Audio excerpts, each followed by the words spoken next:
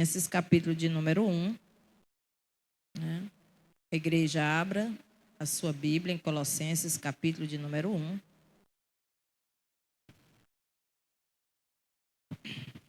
Versículo de número 9 ao 20. Diz assim as palavras do Senhor. Nós queremos dar mais uma vez as boas-vindas a todos os pais, agradecer a presença e desejar a todos sucesso, bênçãos e prosperidade na jornada. Prosperidade na jornada, na missão, significa que Deus, Ele lhe dará força para você cumprir a missão de ser pai. É uma missão sublime, é uma extensão de Deus aqui na terra, que é outorgada ao homem. Todos encontraram? Colossenses capítulo de número 1, versículo 9, diz assim: Por esta razão, nós também, desde o dia em que o ouvimos, não cessamos de orar por vós e de pedir que sejais cheios do conhecimento da sua vontade, em toda a sabedoria e inteligência espiritual, para que possais andar dignamente diante do Senhor, agradando-lhe em tudo, frutificando em toda boa obra e crescendo no conhecimento de Deus, fortalecidos em todo o poder, segundo a força da sua glória, em toda a paciência e longanimidade com gozo, dando graças ao Pai, que nos fez idôneos para participar da herança dos santos na luz, o qual nos tirou da potestade das trevas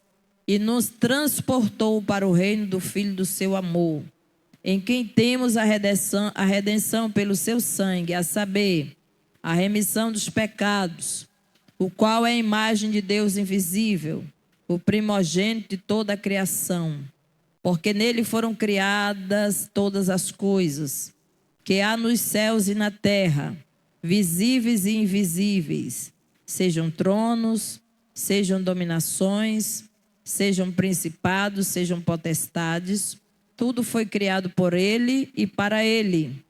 E ele é antes de todas as coisas, e todas as coisas subsistem por ele. Ele é a cabeça do corpo da igreja, é o princípio e o primogênito dentre os mortos, para que em tudo tenha a preeminência, porque foi do agrado do Pai que toda a plenitude nele habitasse, e que, havendo por ele feito a paz pelo sangue da cruz, por meio dele, reconciliasse consigo mesmo todas as coisas, também as que estão na terra, como as que estão nos céus. Amém. Com essa leitura, nós cumprimentamos mais uma vez a igreja com a gloriosa paz do Senhor. Os irmãos podem sentar-se. Amados, o nosso Deus, Ele é tremendo. Ele é maravilhoso e Ele tem nos abençoado com toda sorte de bênção. E Ele tem nos equipado para que a gente possa viver nessa terra de modo digno, para que a gente possa ser preenchidos com toda a plenitude de Deus. A plenitude de Deus na família. Essa semana a gente vem falando sobre esse assunto. A plenitude de Deus na família. O apóstolo, ele, ao enviar esta carta, ele está direcionando aos irmãos ali, certo? De Colossenses. Ele está aqui trazendo uma explicação importante, uma revelação de que todos nós, igreja, cristãos, precisamos da plenitude de Deus, principalmente a família, porque a igreja ela é feita de famílias. Famílias são células que constituem a igreja do Senhor. E essas necessitam da plenitude de Deus. Então o Pai Celestial, Ele outorgou, Ele deu ao seu Filho Jesus Cristo toda a plenitude. Porque todos nós necessitamos. É evidente que todo pai, ele deseja passar para o seu filho aquilo que ele tem, aquilo que ele é, em todas as áreas da sua vida. Ele pensa no seu filho. E nós temos o maior modelo de pai, que é o Pai Celestial, o nosso Pai Eterno. Ele é o Pai de todos. E Ele tem levantado homens nessa terra, também chamados de Pai, porque são a extensão de Deus, para revelar o amor de Deus, o cuidado de Deus, a provisão de Deus, a direção e os ensinamentos de Deus para seus filhos. Mas o Senhor, Ele sabia que todos precisariam de plenitude. Assim como o Pai sabia que o seu Filho, Jesus Cristo, mesmo Ele sendo Deus, Ele necessitava de toda plenitude. Porque Ele teria que enfrentar a missão mais implacável, mais difícil. E Ele necessitaria. Então o texto que Paulo está revelando aqui, ele vai dizer que o Pai Celestial, Ele concedeu ao seu Filho Jesus Cristo toda a plenitude. Isto é, todo ser de Deus. Deus estava em Cristo, Cristo estava em Deus. Ele declara: eu e o Pai somos um. Eu estou no Pai e o Pai está em mim. Então nós vamos observar que o Senhor Jesus, quando Ele esteve aqui na terra, Ele sendo Deus, 100% Deus e 100% homem, Ele conseguiu cumprir toda a sua missão, porque nele habitou toda a plenitude de Deus. Então todo ser de Deus habitasse no Filho. Portanto, Jesus era totalmente Deus, totalmente homem. E Deus se agradou disso.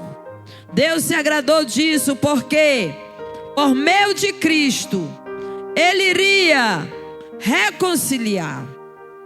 Por meio de Cristo, Ele iria atrair todos os homens a Ele, para que os homens também pudessem experimentar dessa plenitude, dessa graça maravilhosa. Porque todo pai deseja dar ao filho tudo aquilo que ele tem. Ele deseja passar para o filho tudo aquilo que ele é, em honestidade, em caráter, em bondade, em amor. Deus, Ele deseja que os seus filhos sejam parecidos com Ele. Amém, queridos? Razão, quando Deus criou o homem, Ele disse: façamos o homem a nossa imagem e a nossa semelhança. Aqui ele revela, grande desejo dele é que o homem seja como ele é, parecido com ele, em imagem, em semelhança, em que? Em caráter, em vida, em exemplo, em honestidade, em fidelidade, em amor, em bondade. Que todos essas prerrogativas, esses adjetivos que encontram-se em Deus, possam também ser encontrados em seus filhos, nos homens. Amém, queridos? E é necessário, sabe por quê? Porque a missão é árdua. A jornada, ela é uma jornada difícil. Ela não é fácil. Não é fácil ser pai. Não. Há uma responsabilidade, há uma missão. E o homem, ele precisa de poder. Poder é esta plenitude que nós vamos conhecer mais como é. É tanto que o Senhor Jesus, como o maior exemplo, ele declara que ele recebeu todo o poder. Lá em Mateus capítulo 28, versículo 18, ele diz: a mim foi dado todo o poder nos céus e na terra. Porque nós estamos em uma guerra. Nós estamos em uma batalha. Nós estamos, queridos, em uma luta muito grande. E nós precisamos de poder. Amém? Nós precisamos de poder. Porque nessa guerra espiritual, muitos têm sido derrotados. Muitos têm caído. Muitos têm enfraquecido. Muitos têm desistido. Mas nós temos que lutar. Em 2 Coríntios capítulo 10, versículo 5, eu gostaria de ler esse texto que mostra o quanto nós somos atacados. O quanto a família é atacada. O quanto o relacionamento, o casamento é atacado. Mas nós precisamos da plenitude do Senhor. Por quê? Porque o Senhor, Ele tem nos dado armas espirituais. Volte para o versículo 4 e o 5. Armas espirituais. Porque as armas da nossa milícia não são carnais. Amém, queridos? A Bíblia diz que nós não lutamos contra carne ou sangue, mas contra principados e potestades nas regiões celestiais. Esses mesmos atacam o tempo todo a mente humana, a alma. Há uma guerra.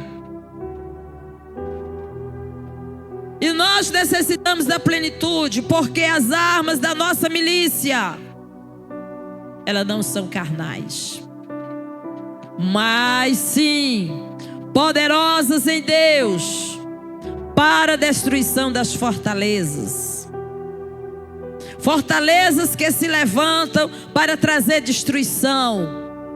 São os exércitos do inimigo que tem se levantado contra a família, que tem se levantado contra a igreja, que tem se levantado contra tudo aquilo que é Deus.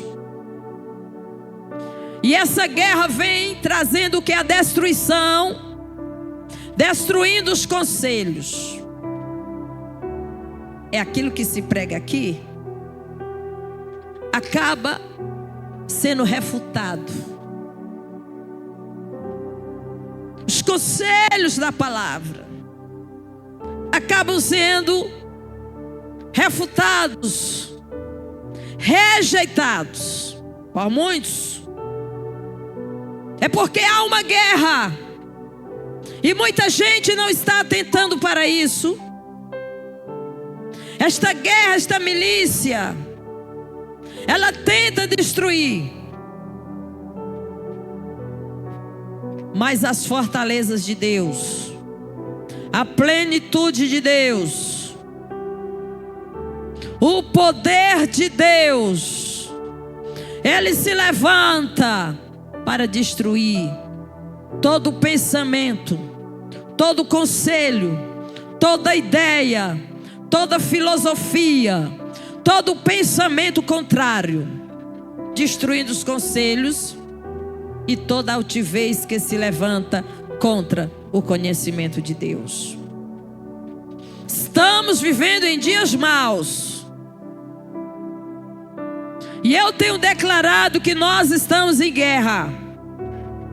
Se alguém está em entretenimento, se alguém está brincando, saiba que existe um grupo, existe uma igreja, existe um povo que está guerreando. Somente o poder de Deus, somente a plenitude de Deus, somente a palavra, somente nós estarmos aliados a Cristo, poderemos vencer, destruindo os conselhos e toda altivez que se levanta contra o conhecimento de Deus. Quantas ideias já permearam a sua mente e quiseram lhe dominar?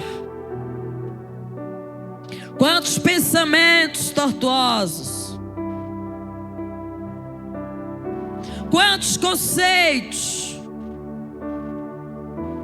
quantas ideias fora da palavra já chegaram aos seus ouvidos, tentando lhe desestimular, lhe barrar, lhe parar.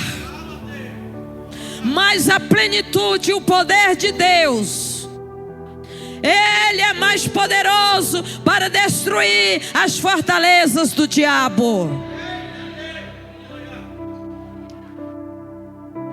Levando cativo todo o entendimento à obediência de Cristo. Nós precisamos vigiar e procurar o tempo todo estar com a nossa mente aliada à palavra de Deus. Existe uma confusão espiritual no mundo espiritual que permeia entre as pessoas,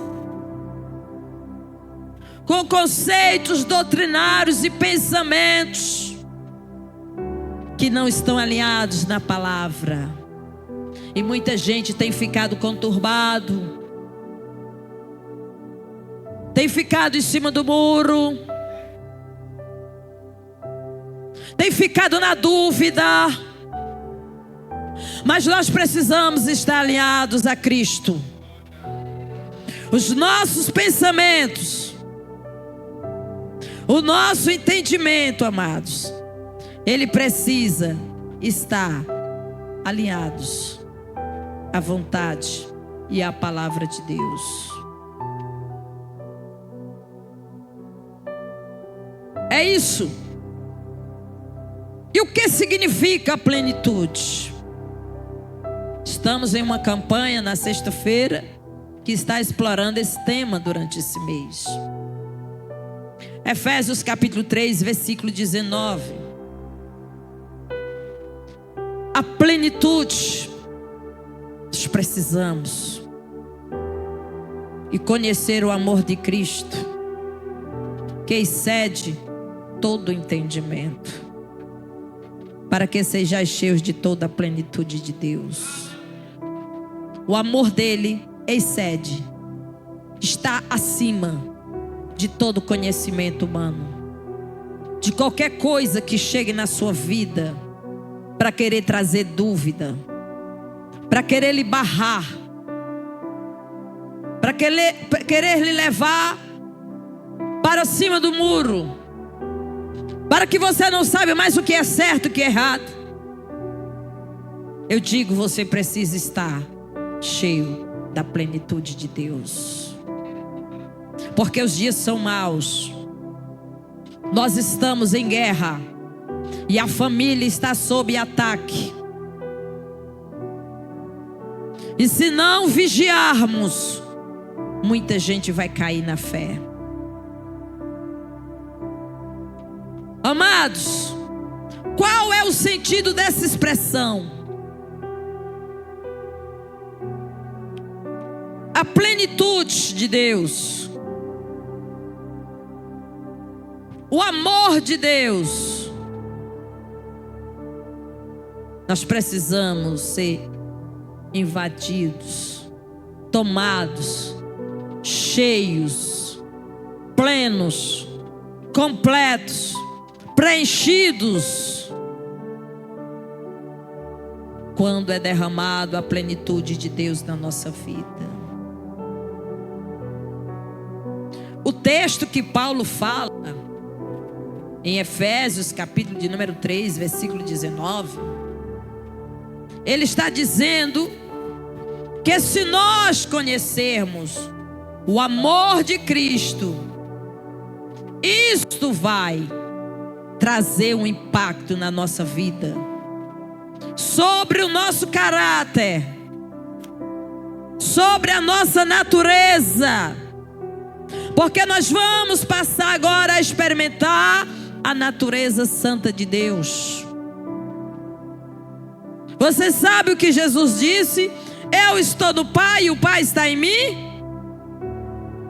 Agora nós estamos saturados, cheios de Deus, dominados pelo conhecimento de Deus, pelo governo de Deus, pela santidade, pelo seu caráter santo.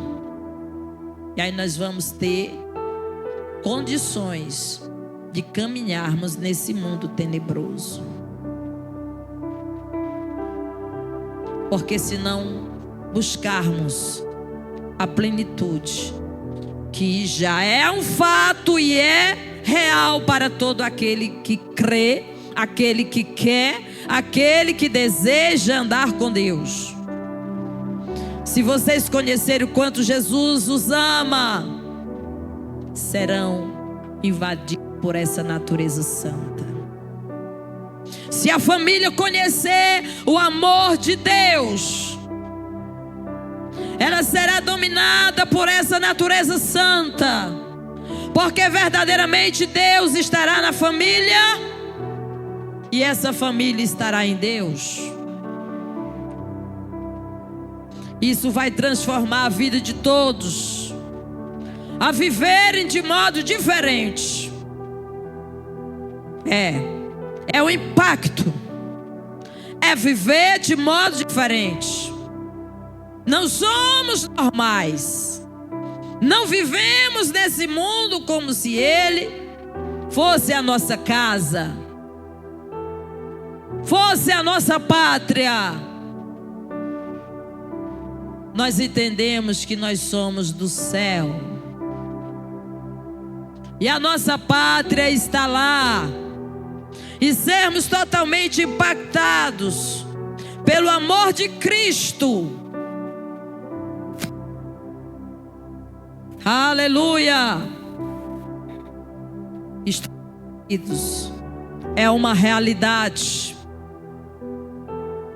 não é algo efêmero, não é utopia. Isto é real quando nós decidimos ter uma vida plena, ter uma vida completa, ser cheio dessa graça, desse amor, desse Deus, e deixar e se entregar totalmente para que Ele domine a nossa vida. Nós vamos ter condições sobrenatural para vencer os intempéries da vida, na família, no casamento, nos relacionamentos, entre irmãos, na igreja. Nós vamos ter poder. Poder! A plenitude poder para vencer. Aleluia! O amor que excede todo entendimento humano. Aleluia! É o amor do Senhor,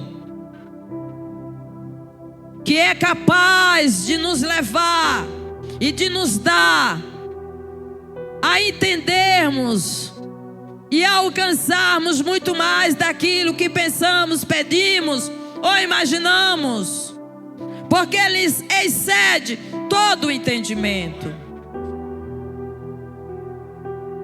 Aleluia. Paulo aqui nesse capítulo 3 de Efésios, verso 19, ele estava fazendo uma oração, pedindo que Deus habitasse no coração da igreja, das famílias, do cristão, para que esses fossem fortalecidos, arraigados, cheios, completos, plenos, através da obra da Trindade Santa, Deus Pai, Deus Filho e Deus Espírito Santo. Sabe por quê, queridos? Porque se nós formos cheios dessa plenitude, nós vamos ter poder para vencer. Nós vamos ter poder para ser crente, para andar a nossa jornada, a nossa caminhada, sendo luz e sal dessa terra, sendo um modelo, sendo algo a ser seguido por essa geração que está em trevas. Iremos seguir e iremos ter sucesso, prosperidade na nossa jornada. Quando eu falo prosperidade, eu falo em todos os sentidos. Na jornada, porque muitos já pararam, muitos já desistiram, muitos já sentaram à beira do caminho, muitos já voltaram para trás, muitos já olharam para trás. Mas a ordem do Senhor é que a gente prossiga para o alvo. Aleluia! Louvado seja o nome do Senhor para sempre. Amados, a raiz dos problemas familiares, eu acredito que aqui todos são conhecedores. Eu acredito que em toda família, em toda casa há os seus problemas, os seus conflitos, porque somos pecadores, humanos. Mas é importante essa descoberta, que possamos dissociar a espiritualidade da vida familiar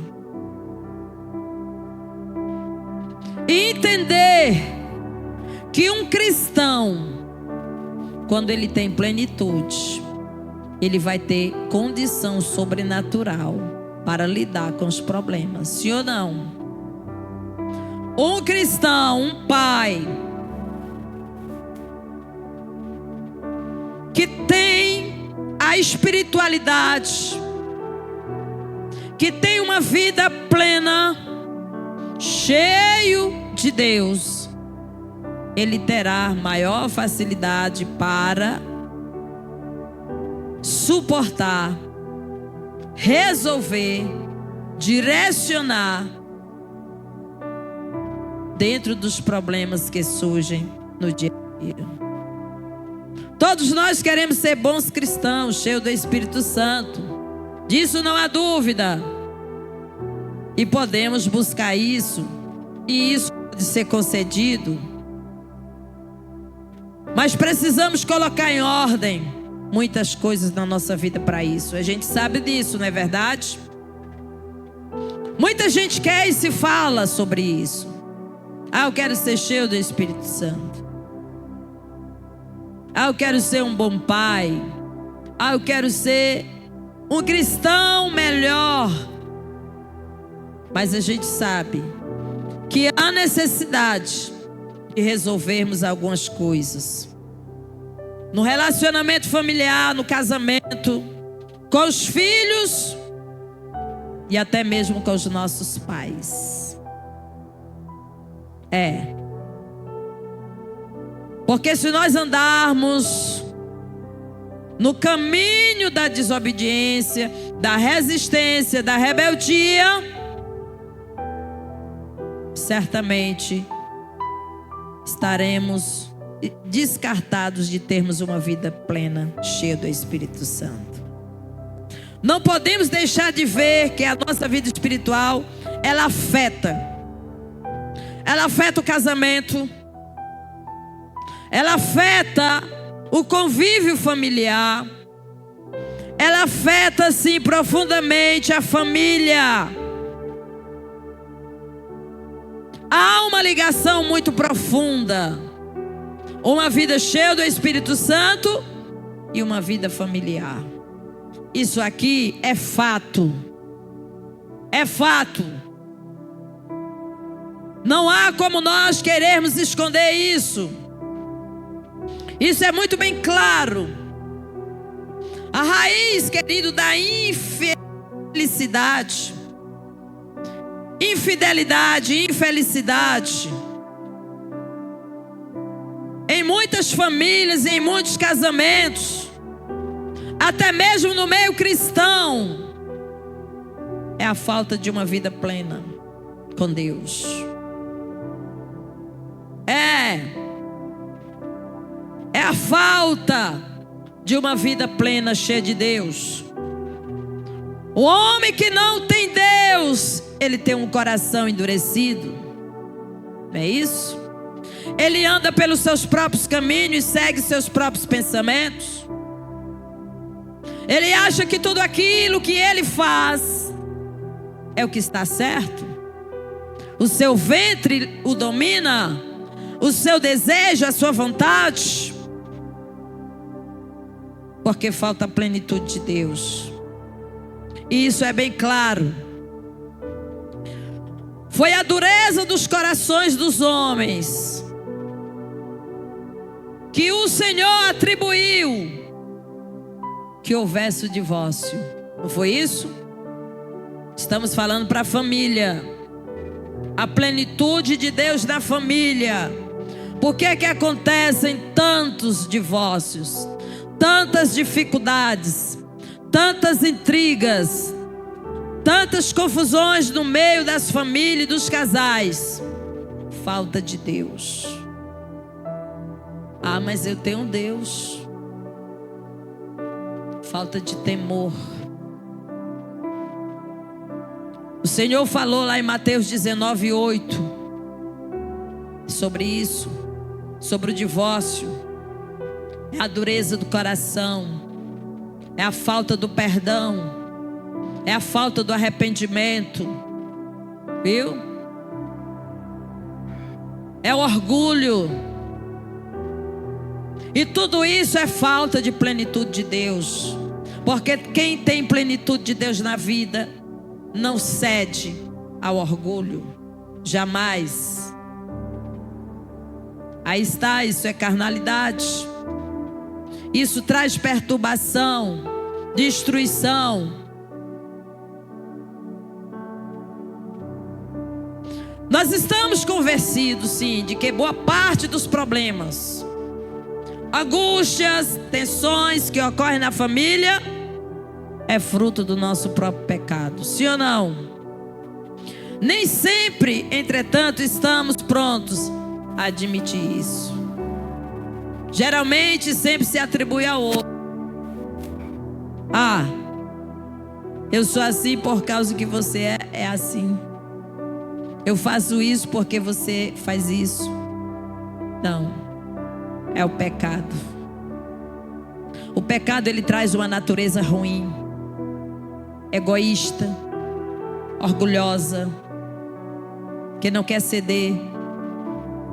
O pecado, temos muitas desculpas, como hoje: incompatibilidade de gênios, falta de maturidade, falta de dinheiro, educação diferente. São algumas desculpas dadas para Muitos relacionamentos que chegam ao final, ou estão vivendo em turbulência, ou se olhando, não se vê expectativa de uma jornada plena e de completarem a sua missão. Alguns dizem que não suporta o gênio difícil da pessoa.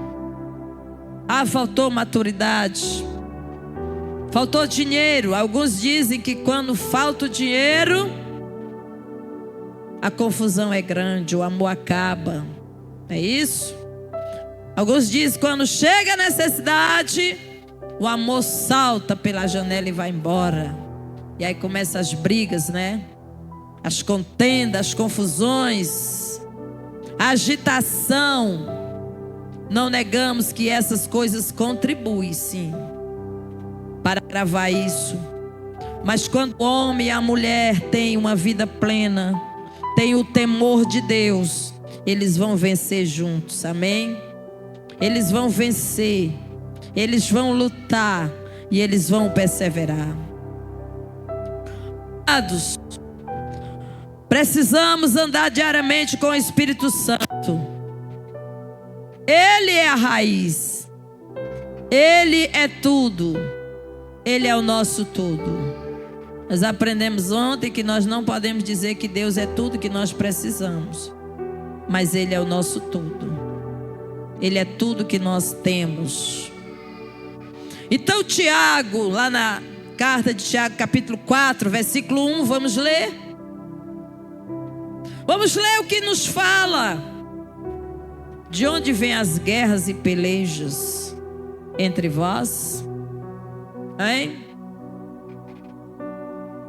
De onde vêm as guerras e pelejas entre vós? Porventura não vem disto, a saber dos vossos deleites, que nos vossos membros guerreiros, a carne, amados. A nossa carne, ela milita contra o espírito. Um se opõe ao outro e está em guerra.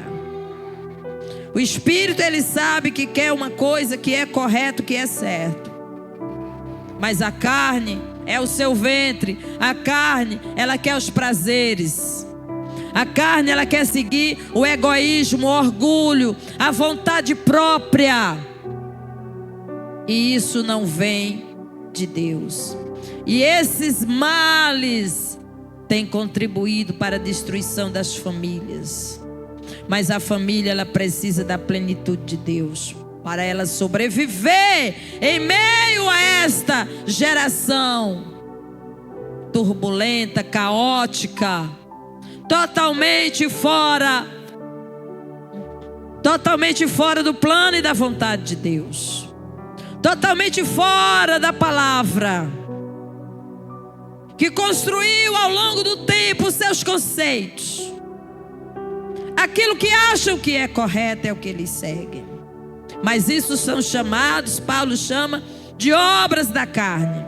Gálatas capítulo 5, vamos ler mais esse, 19 ao 21, para a gente entender que tudo isso acontece, mas nós necessitamos da palavra de Deus.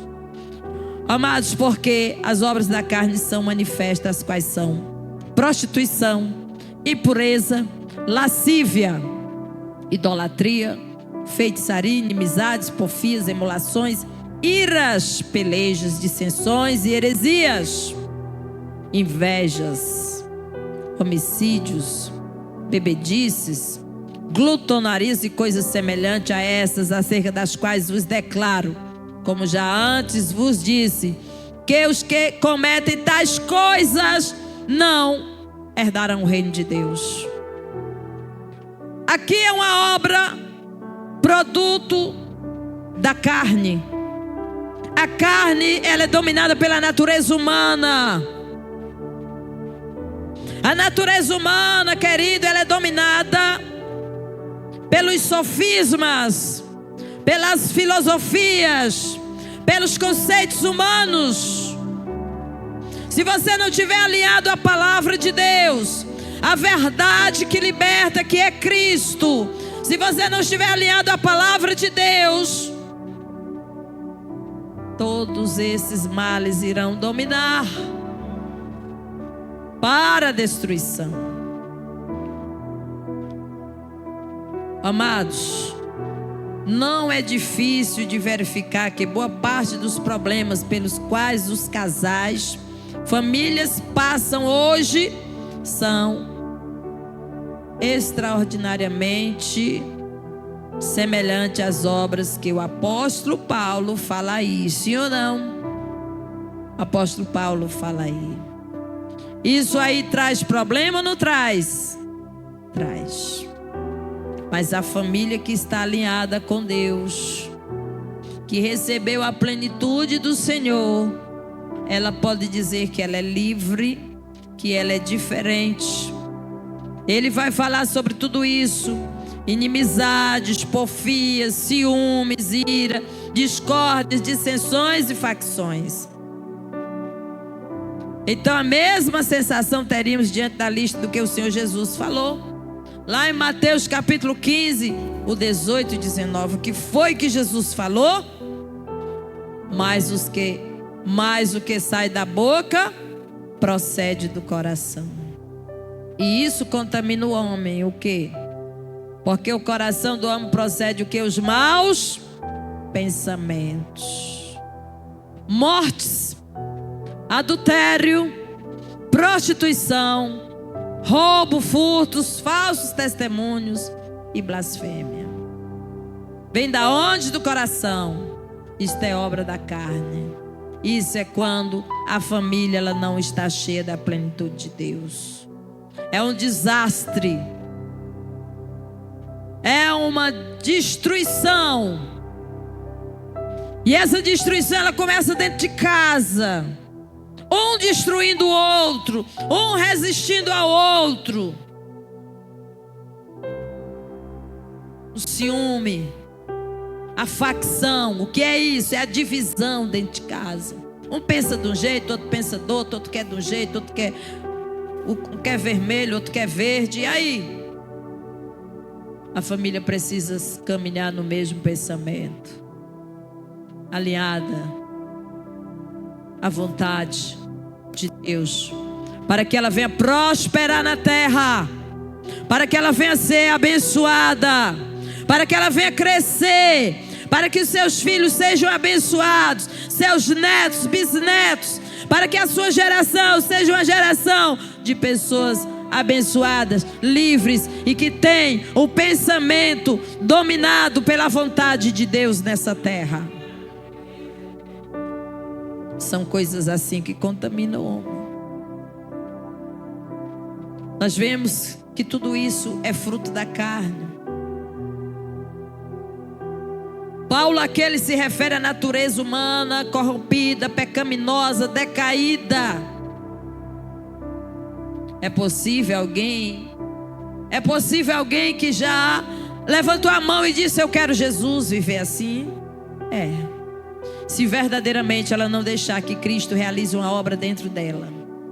Essa obra tem que começar dentro, de dentro para fora. Será um desastre, porque dessa natureza ruim brotam os atritos, as incompreensões, os conflitos na vida do casal e na vida familiar. Então é inútil a gente querer culpar a incompatibilidade de gênios, a imaturidade. Nós precisamos assumir que nós necessitamos de cura, de restauração e de vida, porque senão nós não vamos muito longe. Precisamos de cura. Precisamos reconhecer, olhar para dentro de nós e enxergar o nosso pecado. É olhar para dentro de si e reconhecer isso. E dizer: nós precisamos de cura. O que faz os cristãos deixar os votos, família, e seguir os seus desejos carnais, é a falta de plenitude de Deus na sua vida. Uma família precisa viver a plenitude de Deus, para que ela seja um modelo. Foi esse o propósito de Deus, amém, queridos? Quando Deus chamou Abraão de Ur dos Caldeus e disse: sai da tua terra, do meio da tua parentela, e vai para uma terra que eu vou te mostrar. Era porque Deus queria pegar uma família e formar um modelo para que as outras famílias da terra pudessem se modelar e serem abençoadas. Abraão, em ti serão benditas todas as famílias da terra. O Senhor queria que as demais famílias, os demais povos, as demais nações olhassem para a família de Abraão e vissem a diferença. É o que ele diz de outra vez: vereis a diferença entre o que serve a Deus e o que não serve. E a Bíblia diz que os olhos do Senhor estão sobre os fiéis da terra. Há uma distinção quando Ele olha. Ele procura homens e mulheres que vivam a sua plenitude, porque Ele quer enchê-los. Amados, o povo de Israel chegou a um período, os tempos do profeta Jeremias.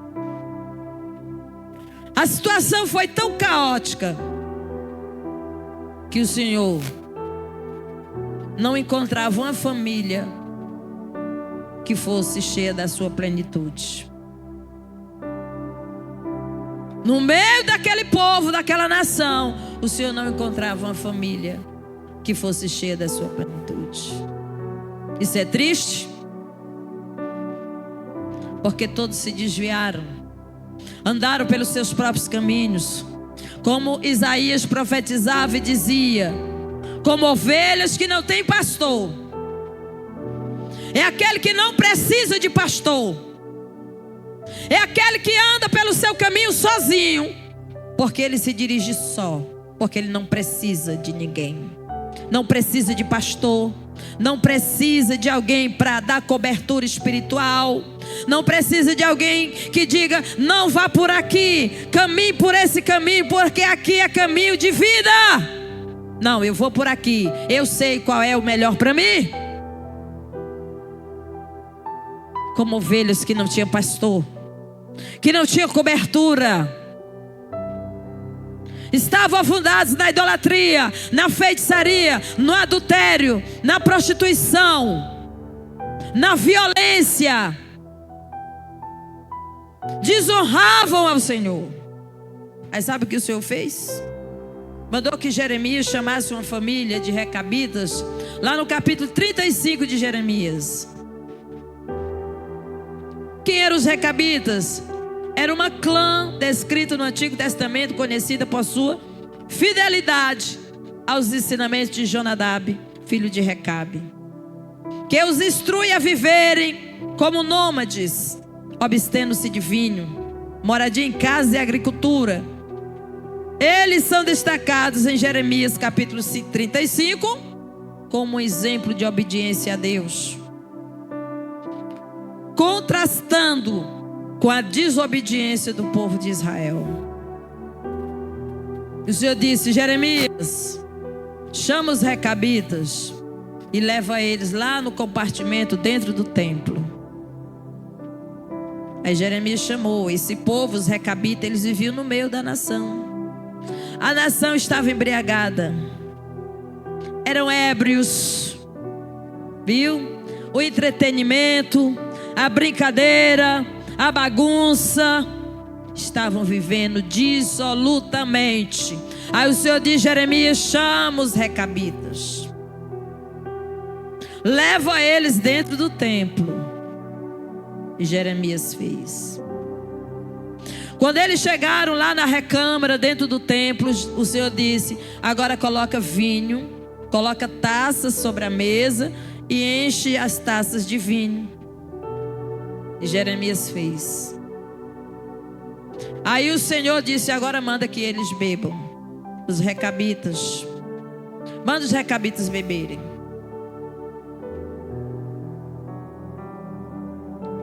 Sabe o que eles disseram? nós não bebemos vinho. O nosso pai, ele nos ensinou assim. Então era um povo que era privado de várias coisas. Não beberemos vinho, obrigado. Porque Jonadab, filho de Recabe, nosso pai, nos mandou dizendo: nunca bebereis vinho, nem vós, nem vossos filhos. O Senhor, naquele momento, ele queria trazer uma reflexão para a nação de Israel. Vocês estão vendo aí? Esse povo, essa clã, obedecem ao seu pai, a ordem de um homem, mas vocês não me obedecem.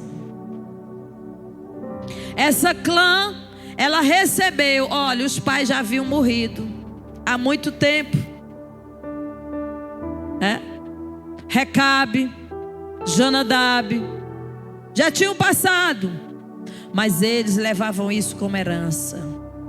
Era um legado, era uma ordem, e eles mantinham a obediência. Se aquele vinho tivesse botado para o povo de Israel beber, rapidinho eles tinham acabado com tudo. Mas os recabitas não. Amados, os nossos filhos, eles estão recebendo os ensinamentos da nossa parte para eles seguirem. Os ensinamentos que nós estamos passando são ensinamentos de exemplo, de prática, para que lá na frente eles digam: eu aprendi com meu pai, o meu pai me disse assim, e eu vou seguir fazendo assim. Os recabitas, eles mostraram que eles eram mais obedientes. A ordem de Jonadab, neto de Recabe, ele era um queneu. Essa história, querida, nos leva a entender que uma família cristã, ela precisa ser diferente. Amém? Nós não podemos ser igual aos outros. O que estava acontecendo com as famílias? Elas estavam sendo iguais às famílias dos outros povos. Não havia diferença. Qual é o legado que nós vamos deixar para os filhos, pai? O teu filho vai lembrar de você como um homem que ora, um homem que lê Bíblia, um homem que anda em obediência. Quantas vezes o seu filho já lhe viu lendo a palavra de Deus? Quantas vezes ele já lhe viu orando?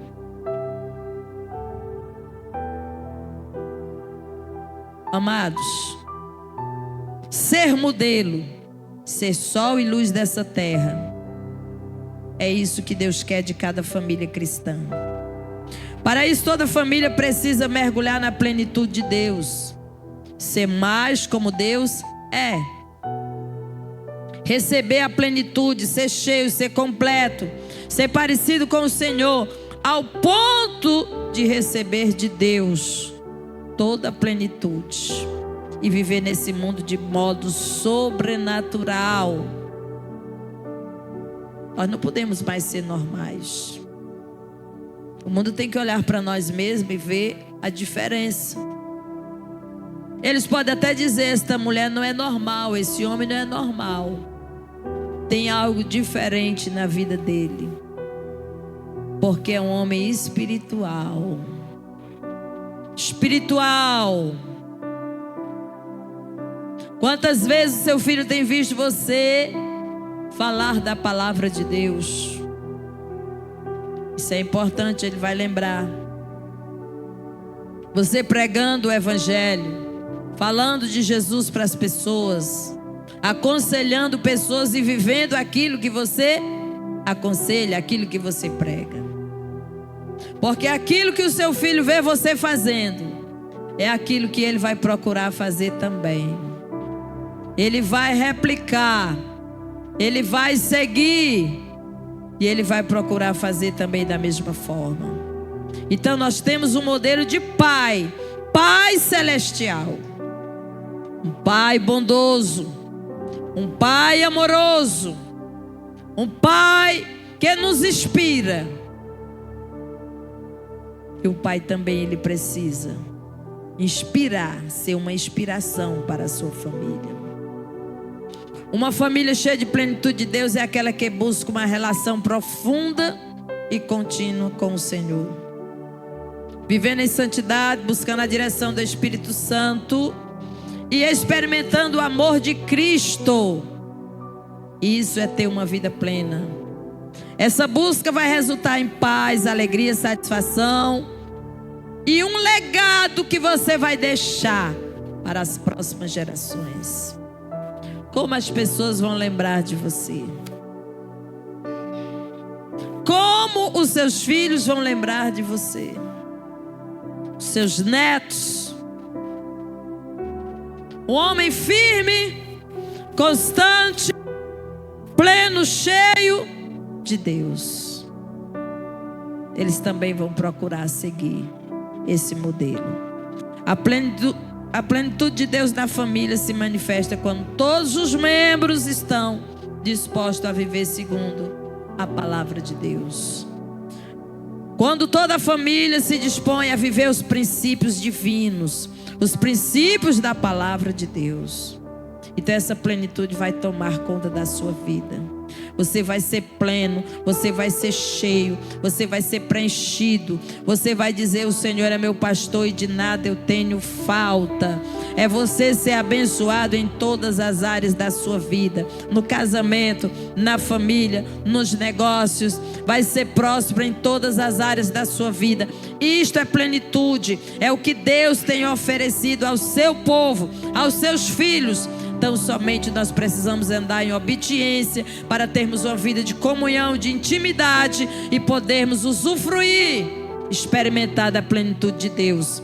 Quem crê nisso, diga amém. Eu creio piamente. Fique de pé. Fique de pé. Esta é a palavra de Deus para a nossa vida nessa noite. Aleluia. Glória seja dada ao nome do Senhor. O ministério de louvor vai louvar. E nesse momento nós queremos fazer o apelo. E antes de eles iniciarem, se prepararem, eu quero dizer que está aqui entre nós o Marciano. Levante a mão, Marciano. Ali está, ele já esteve aqui.